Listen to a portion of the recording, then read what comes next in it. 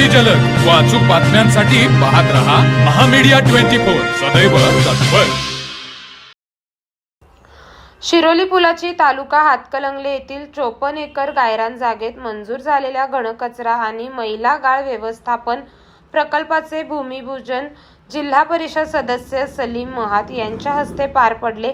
या कार्यक्रमाच्या अध्यक्षस्थानी लोकनियुक्त सरपंच पद्मजा करपे या होत्या, तर प्रमुख उपस्थिती पंचायत समिती सदस्य सौ कमल कोंदांडे आणि ग्रामविकास अधिकारी सौ गीता कोळी यांची होती।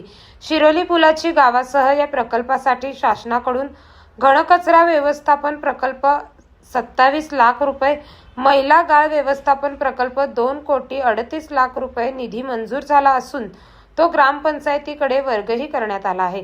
निधी उपलब्ध असूनही जागा न मिळाल्यामुळे हा प्रकल्प रखडला होता। ग्रामपंचायतीने या प्रकल्पासाठी गावातील 54 एकर गायरान जमिनीतून 5 गुंठे जागेची जिल्हाधिकाऱ्याकडे ग्रामपंचायतीने या प्रकल्पासाठी गावातील 54 एकर गायरान जमिनीतून 5 गुंठे जागेची जिल्हाधिकाऱ्यांकडे मागणी केली होती। प्रशासकीय परवानगी मिळाल्यानंतरही सोमवारी या प्रकल्पाचे भूमिपूजन ठरले होते।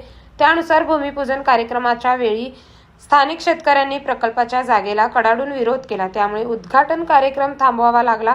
यावरून सत्ताधारी आणि शेतकऱ्यांमध्ये शाब्दिक वादावादीही झाली आणि दिवसभर तणावाचे वातावरण निर्माण झाले। या प्रकाराची गंभीर दखल घेत तहसीलदार सुशीलकुमार बेल्लेकर यांनी घटनास्थळी भेट देऊन पाहणी केली आणि जागा निश्चित करण्याचे आदेश दिले।